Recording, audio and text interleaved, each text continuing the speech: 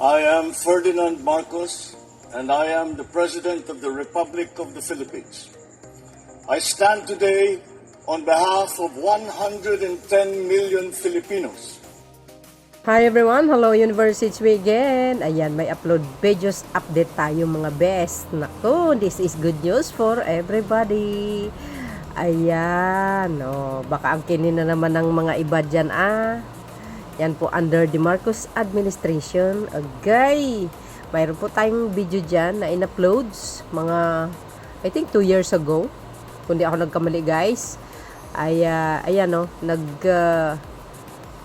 karoon po ng agreement sa pag-order ng mga ganitong klaseng pandigmang karagatan na barko. Naks naman. Shout out sa mga Marcos Loyalty supporters, Filipino and OFW. Para kompleto detalyado guys. Ayan. Actually marami pa yan yung mga yung mga fighter jet, 'di ba? Mayroong in-order ang bansang Pilipinas, ang ating pamahalaan baga. Kaya abangan po natin ang pagdating ng mga yan. So dahil dito, sabi po dito ng Philippine Navy, of course, ayan. Basahin po natin para kompleto detalyado. Agay. Sabi dito mga kababayan, look, PH Navy welcome US Patrol Vessel Future BRP Raha Sulaiman PS-20 OM goes. The Philippines US Offshore Patrol Vessel the Future BRP Raha Sulaiman PS-20 has arrived in the country from the South Korea, which marked another significant addition to the Navy growing modern fleet on January 17, 2026. Wow, congratulations! The vessel was met in waters of Zambales by BRP Jose Rizal. Ayan, F-150-PF. Ayan, the Navy first missile-capable frigate, as a part of standard naval protocols upon the entering Philippines water. Oh, ayan goes. Nako, talaga naman. Ayan baka sabihin pag-aari na naman ng kanilang puon. Well, hindi. Lahat naman dapat na mga administration, dapat laging mag-i-inback ng kagamitan ng sandatahang lakas, mga Philippine Navy, PSG, PNP, AFP, dapat ganun, di ba?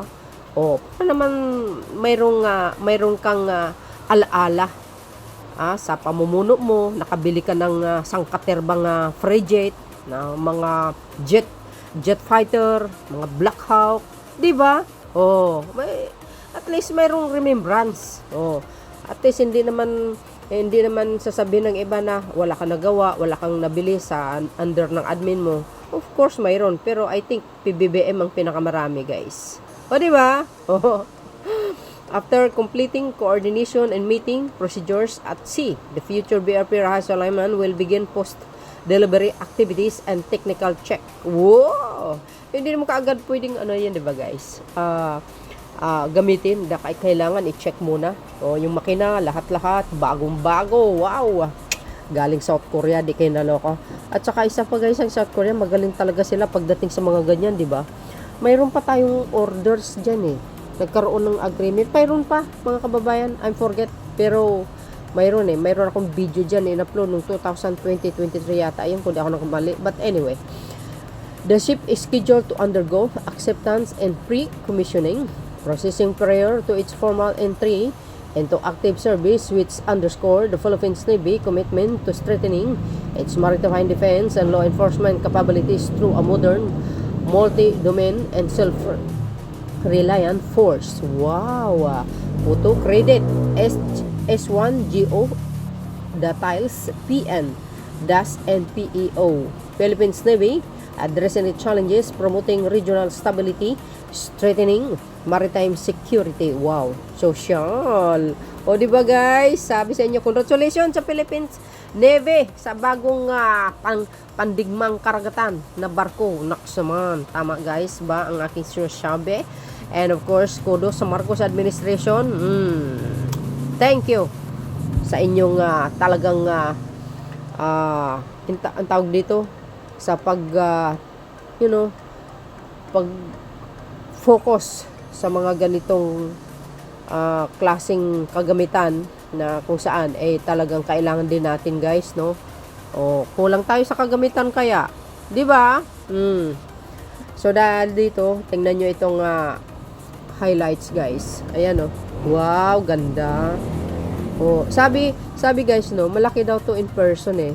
If you, if you see in person, this BRP Raha Sulaiman na barko, galing sa South Korea. Malaki daw to eh. Sabagay, litrato, maliit. Pero in person, malaki.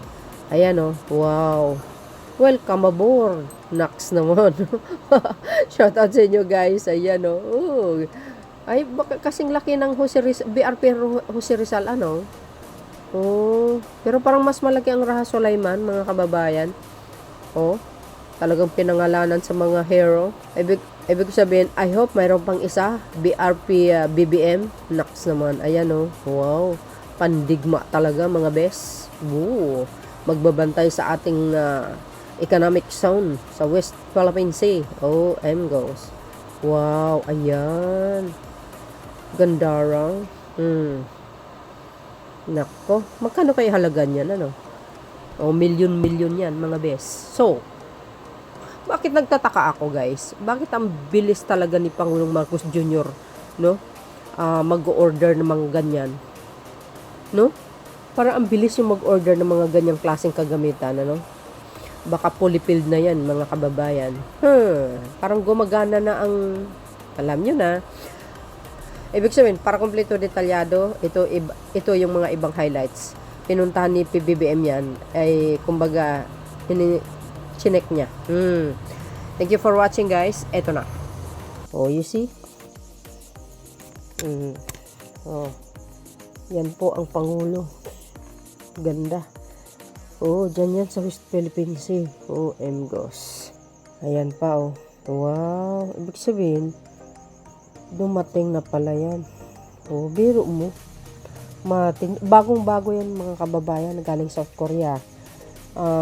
Under the Marcos administration. Baka sabihin nyo kay Digong naman, huwag kayong umangkin. Diba? Bago kayong umangkin, dapat, ano yan, tawag dito, suriin nyo. Kung talagang sa inyo. O hindi. Diba? Oh. So, yun, mga kababayan, ang kapalagayan nyo. Ayan, oh. Ibig sabihin, yung mga gustong mag-angkin dyan, baka sabihin sa past admin, no? Mali kayo. Yan po ay, siyempre, under the Marcos administration, dahil alam po natin, ang Pangulo nakatutok din dyan, eh. At alam din natin, pinaglaban niyang West Philippine Sea. Kaya yan, nagsipag-order na. Ang alam po dito, 2023 to, eh. Oh, ayan. Ganda, di ba? Dapat padamihin pa, eh. Oh, see? Wow, galing. Kayo mga best, ano po ang kapalagayan nyo? Oh, di ba? Yan si PBBM, the best. Grabe. Oh, see? Yan ang sinasabi natin, eh. Sabi ng mga nagko-comment. Oh, sabi pa dito, oh, panay lang tawa. Hindi nyo magagawa yan.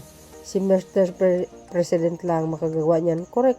'Di ba? Yung ibang antay, grabe. Kung react wagas. Samantalang wala namang nagawa yung puon nila. Astig ng presidente, tahimik pero palaban. Yes. Yung totoo yun. Palaban naman talaga siya. Oh, hindi na po patalo yan. The working president of the Philippines. Aba, parang dumadalang na yung mga naliligaw na DDS sa comment section. Pansin nyo rin ba? Oh, mukhang nagising na sila. Oh, goes. You see? Dapat palagayan din ng water cannon para may pantapat. Mayroon po, di ba? Mayroon tayong pang water cannon kasi lang order ng Pangulo, eh.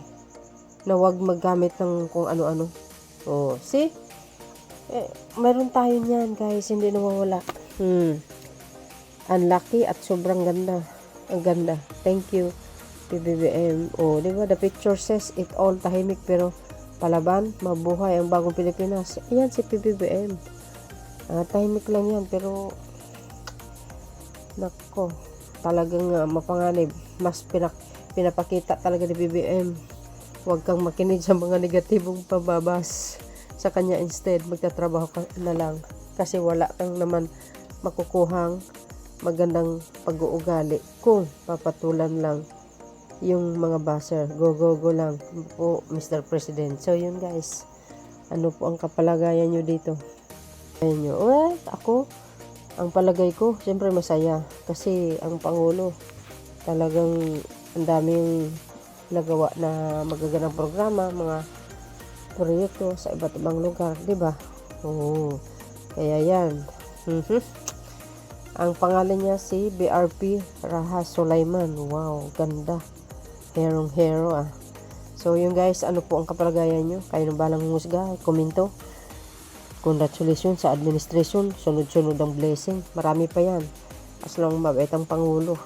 Hindi sa pabayaan ni Lord. Diba guys? Thank you guys for watching. Bye bye bye and babush. God bless Philippines. Don't forget to like, hit the button bell para laging update sa aking upload videos. Okay?